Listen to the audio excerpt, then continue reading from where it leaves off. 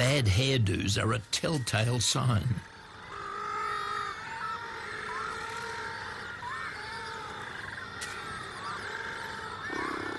These penguins can't swim and they can't feed. All they can do is mope around on shore, weakened and plagued by parasites.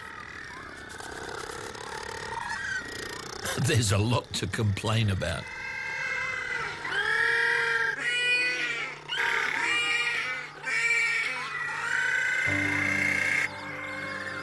Above the racket, Tilda hears a comforting sound. Penguin footsteps heading her way. But it's not her mum. It's her father, Rocky. He's instantly drawn to Tilda's squeaking call, and dinner is served up. With Tilda's mother gone AWOL, Rocky is now the sole provider. It's hard work. Tilda is now almost as big as he is. It's only the dedication of her dad that's keeping her alive.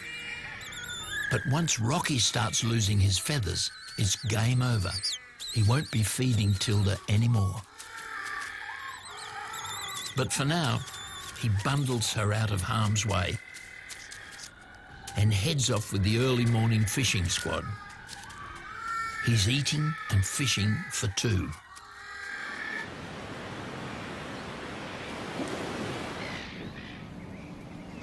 Island zoologists like Andre Chiaradia know from bitter experience that chicks born late in the season rarely survive. Andre doesn't hold out much hope for little Tilda. The chicks in this area, they live in such unpredictable environment. It's a gambling, so they can survive, but the chances are really low. While Tilda's fate hangs in the balance, there's no future for humans living here. For years, both penguins and people inhabited this peninsula. Now, the government's bought up all the houses in the penguin colony and is literally carting them away. It's every penguin scientist's dream, a people-free penguin park. Within a few years, this area we're standing in, right through for about 1 or 2 kilometres that way, will be all penguin habitat. There'll be no signs of human habitation. The power poles will be gone, the buildings will be gone. It'll look pretty much like we've never been here. And it's not just people getting kicked out. Field researcher Leanne Renwick is evicting any penguin squatters who might be injured by the demolition crews. When they're molting, they're happy to just sit anywhere, you know, under trees. But, you know, they could be under the plastic or between tyres or pretty much anywhere. I'm not 100% sure what I can see, but I think it's a penguin.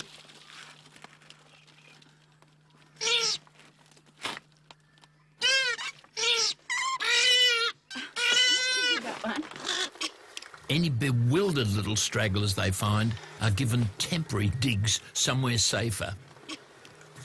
It's off to the island hospital for this female with infected eyes. Yet another patient for head carer Marg Healy.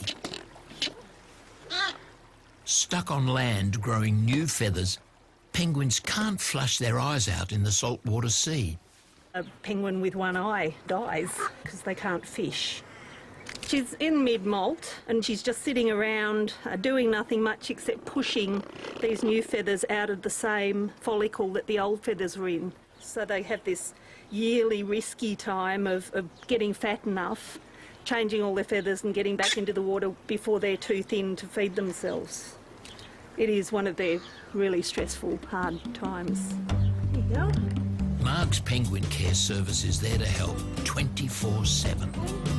But it wasn't always like this. In the days before the wildlife hospital, an injured penguin's only chance was to be rescued by a family, like this one, who'd cuddle and fuss the little fella back to health before setting him free again.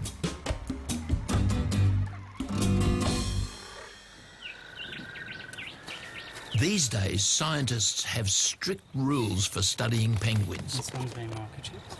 Yes. They are dealing with wild animals. And if they handle them too much, they stop being a wild study sample.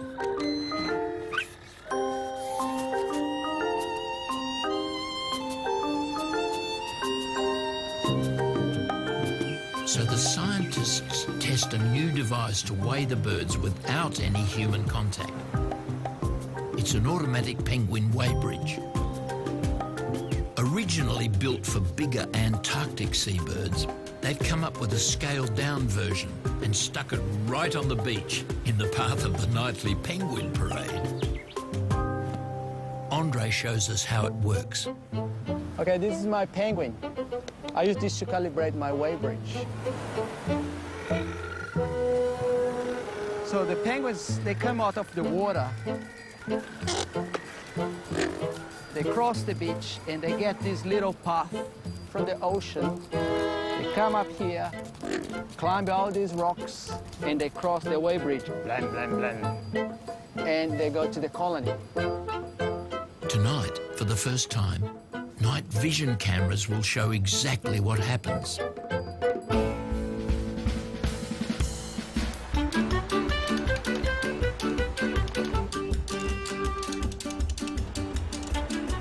The punters pour in, and soon so will the penguins.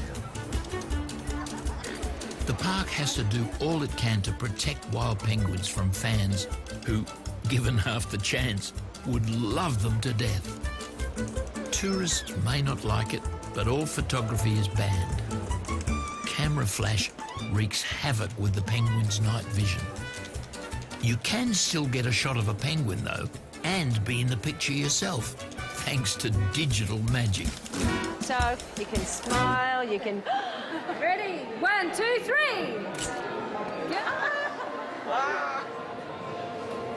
Meanwhile, in the real penguin world, Tilda is suffering. She's hungry, and without fish, she is also dehydrating. Penguins can't drink groundwater, unlike this ring-tailed possum who lives in the tree above.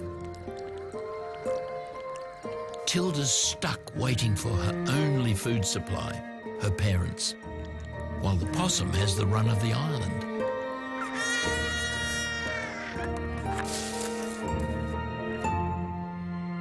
Hopefully for Tilda, she hasn't been forgotten.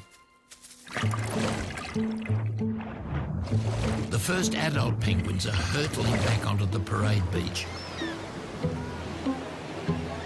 But neither the fans nor the penguins have any clue about the weighbridge lying hidden in the sand dunes. It turns out that penguins will stick to their established route back to their burrows, even if it means waddling across an unfamiliar hunk of metal. The machine doesn't just weigh the penguins, it can identify them too, thanks to microchips inserted under their skin. And there's good news for Tilda.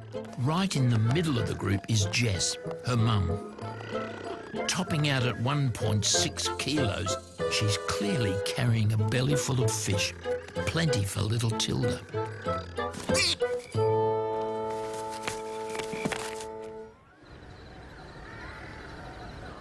Tilda's unaware her mum's on her way and gets on with all that important preening. She must rid herself of Fluffy down if she's ever to make it to the sea.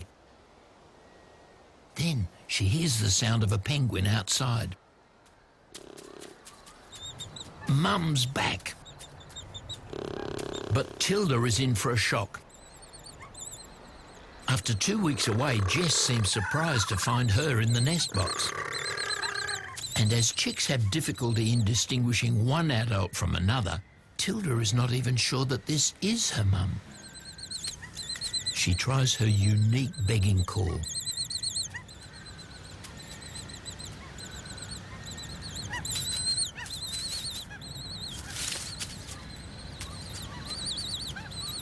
But Jess ignores her daughter's desperate pleas.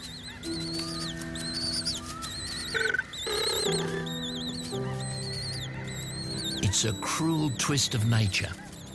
Jess's molting hormones have kicked in and they've switched off all her maternal instincts. She will no longer feed her own flesh and blood.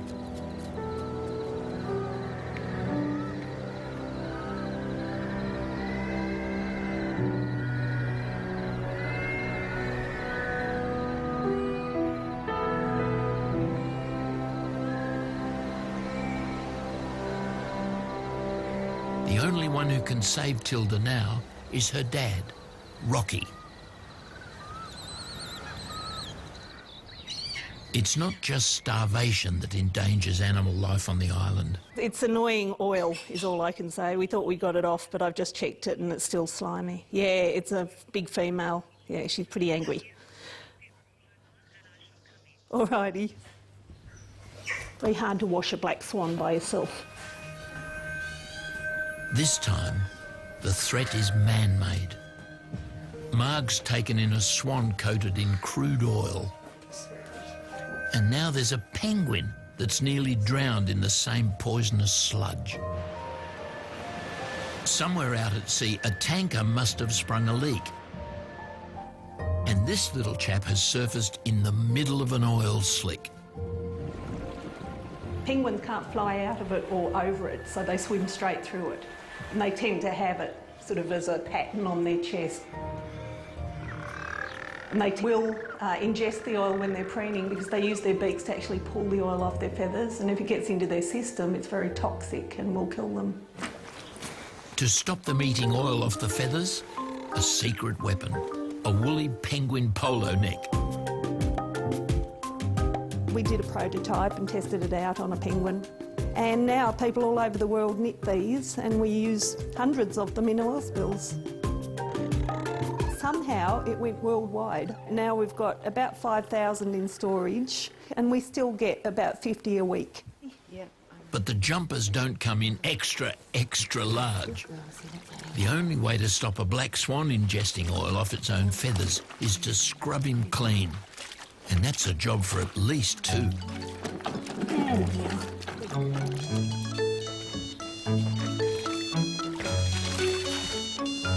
I'm in the middle of washing an oiled swan, so can you ring in about half an hour?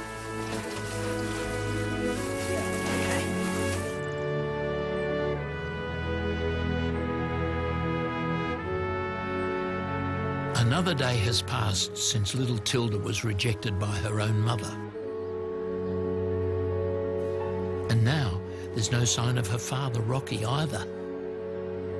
Tilda's seriously hungry. And so's a passing blue-tongued lizard.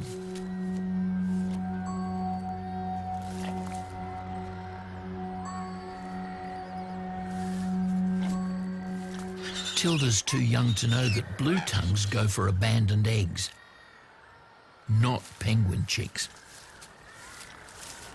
And she cries out for her dad. But Rocky's not listening, even though he's just 20 metres away, squatting in a rainwater drain. Rocky has been looking after Tilda single-handedly.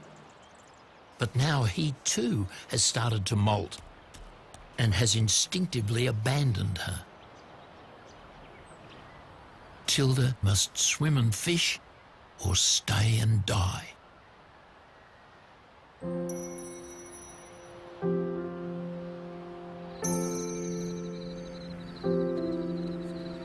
The lucky families with houses on the island have watched the life and death struggle of the little penguins for years. Oh my God, there's a penguin! Yeah, penguin. Not anymore. No, I can do it. It's checkout time. Everyone to be gone by the end of the day. Is that it? Yeah. Thank you. 23 years of summer holidays among the penguins are over for the Wagner family.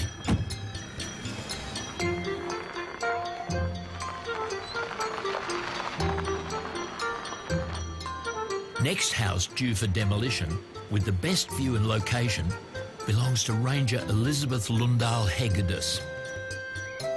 She's lived and worked here for 35 years, but now it's time to bid her penguin neighbours farewell. I am going to miss them, yes. I certainly am.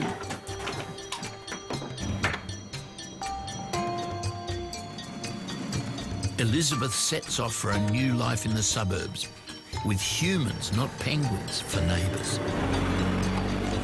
It's the first time anywhere that an entire housing estate has been cleared for a single animal species.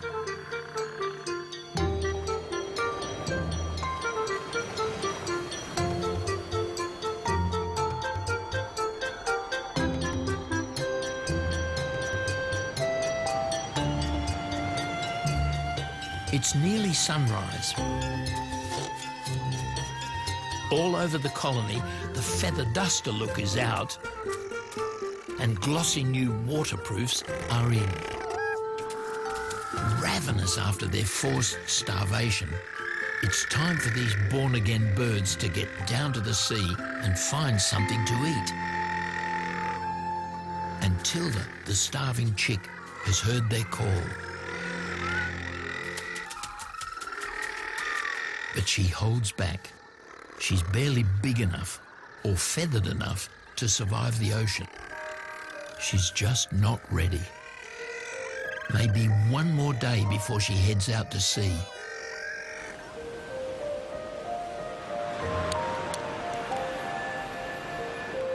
Marg's washed all the oil off the penguin caught in the slick. Let's hope he doesn't swim into another one. Okay. Have a good life, sweetheart. Look after yourself.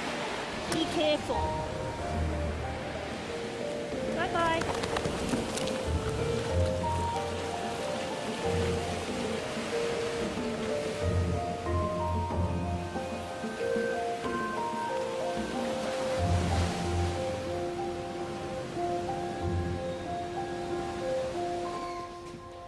There you go.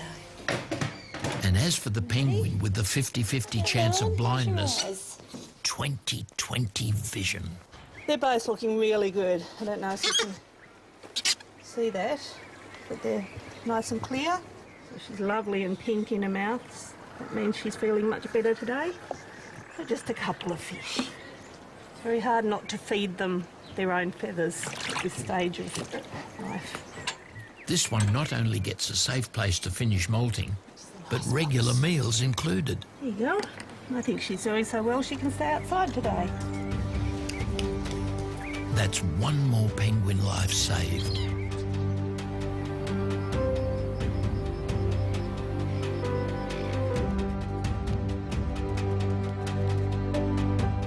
But what about little Tilda?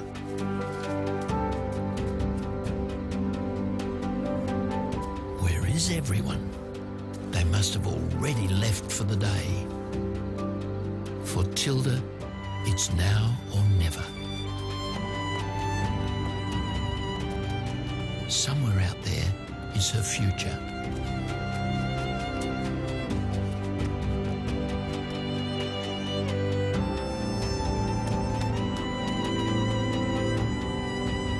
But there's no one to show her the way.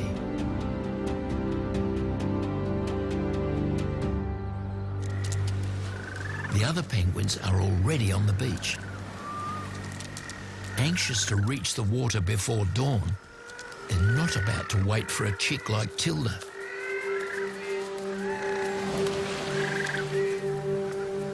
She hesitates for a moment, but she really has no choice. Her only hope now is to try and do what the others do.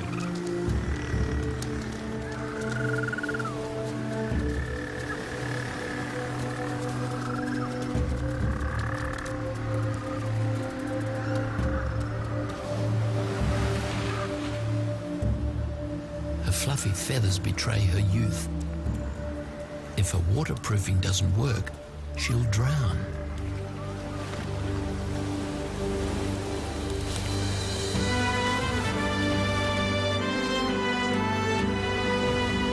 Too late, she's off.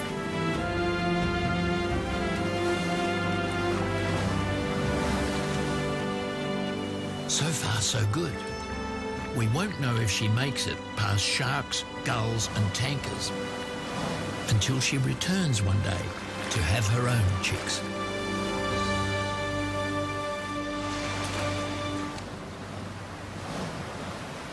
With most penguins now gone to sea, Marg can finally take a break.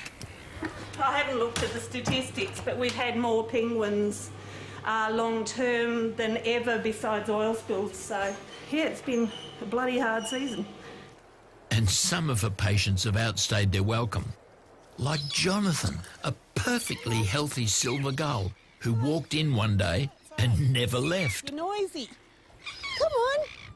Go and play with the real seagulls. That's your boy. Seagull walker is not in Marg's job description. Yeah, you stay out there. Any remaining animals will be looked after by volunteers while she's away. Last year, I took 4 weeks holidays and 4 weeks leave without pay. It's been a very long season, and 4 weeks just isn't enough time to recover, body and mind, I don't think. Sleep. Bye, guys. It's been one of the toughest years ever on Phillip Island. When hundreds of loyal penguin couples reunited to start new families, their chicks thrived at first. Before a blistering heat wave and famine devastated the colony. And the scientists discovered the birds were travelling further than ever to find food for their chicks. For some, it was all too much. Others only just made it. Males had to fight beak to beak for females. But lifelong relationships were formed. And couples like Rocky and Jess are still together. There'll be plenty of space for the next generation of little penguins. Thanks to the people who've given up their homes and their unforgettable holidays to turn this place into a dedicated animal habitat.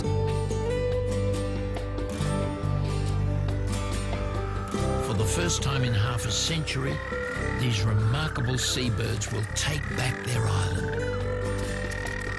Penguin Island.